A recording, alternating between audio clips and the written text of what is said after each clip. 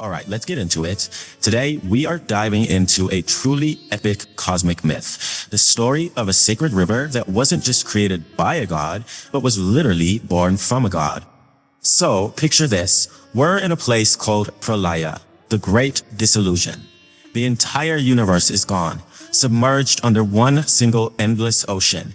And in this vast emptiness, the immortal sage Markandeya sees only one thing, the supreme god Mahadeva, just sitting there on the peak of Mount Trikuta, a silent witness at the end of everything.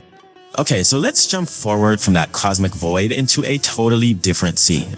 We're now in the royal court of the great king Yudhishthira, and that ancient vision we just talked about, well, it's about to become the center of a huge mystery.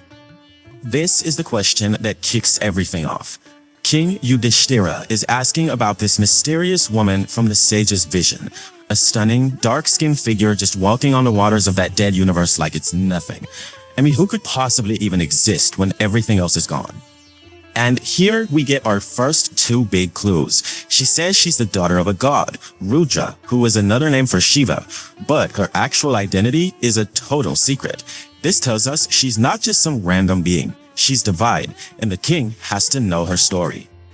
To get that story, we have to go back in time, and I mean way back, to a time before this entire cosmic cycle even began. We're going back to witness an act of divine power so immense, it literally created something brand new in the cosmos. On a sacred mountain, Shiva, the ultimate ascetic, and his wife Uma began what's known as tapas, an incredibly intense form of spiritual penance. And they weren't doing this for themselves. No, this was for the benefit of all of creation. And the power they generated was so massive, it literally made existence itself tremble. Now, all of that spiritual energy had to go somewhere, and it manifested physically. From the body of the meditating god, drops of divine sweat started to flow. But you gotta understand, this wasn't ordinary sweat. This was the liquid form of pure, unimaginable divine power. And here's the miracle at the heart of our story. Those divine drops didn't just disappear. They came together, they transformed, and they gave birth to a sacred river, one that was infused with the exact same power and merit as the god she came from. And she is given a name, Amrita. They describe her as just cosmically beautiful, lotus-eyed, with a face like the moon, absolutely radiant. She is the answer to the king's question. That mysterious woman walking on the cosmic ocean, it's this river, the literal daughter of Rudra.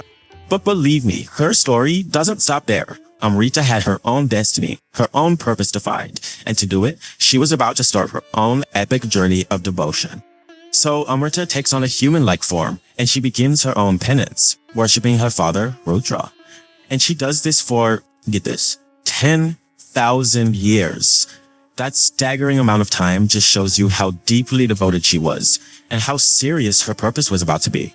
So Shiva is finally pleased and offers her any boon she wants. And her request is just incredible. She doesn't ask for anything for herself. She asks for the power to save everyone else. First, she asks to be eternal, to survive even the end of the universe.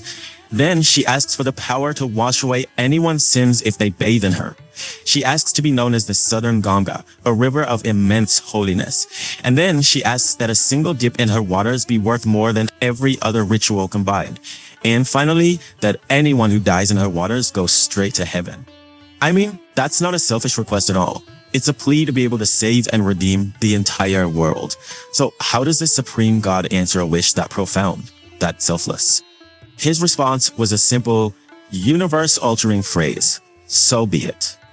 Coming from Maheshwara, another name for Shiva, this isn't just an agreement, it's an absolute cosmic decree. It is done. And then Shiva lays out the details of her power. He officially names her the destroyer of sins, declaring that even tiny insects and plants on her banks will find salvation. He even maps out her sacred geography. The gods will live on her northern bank, and the ancestors, along with Shiva and Uma themselves, will live on her southern bank. She literally becomes a living bridge between worlds. So, with her divine mission granted, Amrita's essence begins to flow out into the world, fulfilling a sacred promise that stretches across the entire landscape and even through time itself. And her power wasn't just in one single stream. Oh, now, from her source, 15 other sacred rivers burst forth. You might recognize names like the Narmada and the Yamuna. Every single one is a branch of her divine essence, another current of grace spreading out and weaving a sacred network all across the land. You know what's really amazing is how accessible this all is. For people who can't physically get to her waters, there's a promise. A simple act of devotion, just reciting the names of her 15 branches at sunrise, is said to give you the exact same purifying benefit as taking a full sacred bath. And what's the ultimate reward for all this devotion? Well, it's a vision that's just purely cinematic. When your life is over, your soul isn't lost. Instead, it rises up to the heavens in a shining aerial chariot with the sound of 100 divine bells ringing. And so the story of Amruta really leaves us with this incredible idea to think about. It completely changes what a river can be, not just a line on a map, but a living, breathing force of compassion, a literal current of salvation. It really makes you ask, what does it mean for a river to carry not just water, but soul?